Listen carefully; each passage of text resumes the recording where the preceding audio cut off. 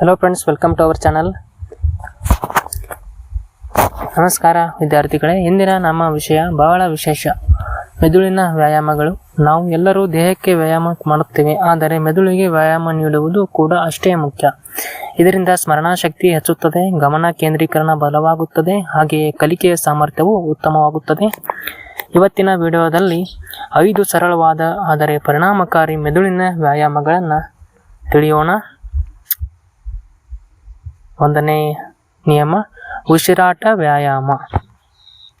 ಮೊದಲನೆಯದು ಆಳವಾದ ಉಸಿರಾಟ. ಕಣ್ಣು ಮುಚ್ಚಿ ನಿಧಾನವಾಗಿ ಉಸಿರು ಎಳೆಯಿರಿ. ಕೆಲವು ಕ್ಷಣ ಹಿಡಿದುಕೊಂಡು ನಂತರ ನಿಧಾನವಾಗಿ ಬಿಡಿ. ಇದನ್ನು ದಿನಕ್ಕೆ 5 ರಿಂದ 6 ಬಾರಿ ಮಾಡಿದರೆ ಮೆದುಳಿಗೆ ಹೆಚ್ಚು ಆಮ್ಲಜನಕ ಸಿಗುತ್ತದೆ. ಇದರಿಂದ ಒತ್ತಡ ಕಡಿಮೆಯಾಗುತ್ತದೆ, ಮನಸ್ಸು ಕೂಡ ಶಾಂತದಿಂದ ಕೂಡಿರುತ್ತದೆ.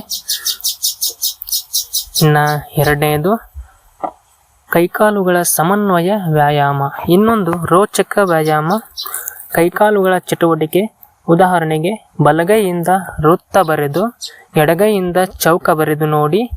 ಆರಂಭದಲ್ಲಿ ಗೊಂದಲವಾಗಬಹುದು, ಆದರೆ ನಿಧಾನವಾಗಿ ಮಾಡಿದರೆ ಮೆದುಳಿನ ಎಡ ಬಲ ಭಾಗದ ಸಮನ್ವಯ ಹೆಚ್ಚುತ್ತದೆ. 3ನೇದು ಪಜಲ್ಗಳು ಮತ್ತು ಆಟಗಳು.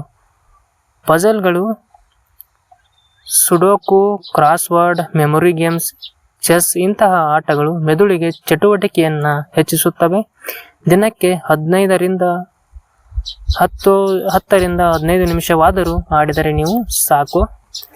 ಇನ್ನು 4ನೇದು ಸ್ಮರಣೆ ಅಭ್ಯಾಸ. ಸ್ಮರಣಾ ಶಕ್ತಿ ಅಭ್ಯಾಸ.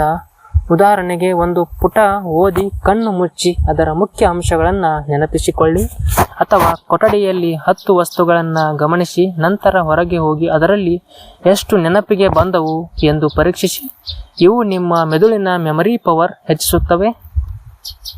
5ನೇದು ದೇಹದ ಚಟುವಟಿಕೆ. ಸರಳ ವ್ಯಾಯಾಮ ಇದು.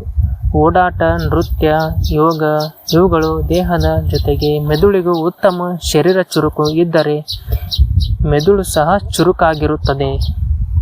6ನೇದು ಓದು ಮತ್ತು ಕಲಿಕೆ.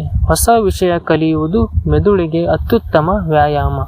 ಹೊಸ ಭಾಷೆ ಕಲಿಯುವುದು, ಹೊಸ ಹಾಡು ನೆನಪಿಸಿಕೊಳ್ಳುವುದು ಅಥವಾ ಹೊಸ ಪುಸ್ತಕ ಓದುವುದು, ಹೊಸದು ಏನಾದರೂ ಕಲಿಯುವುದು, ಇವೆಲ್ಲವೂ ಮೆದುಳನ್ನು ಸಕ್ರಿಯವಾಗಿರಿಸುತ್ತವೆ.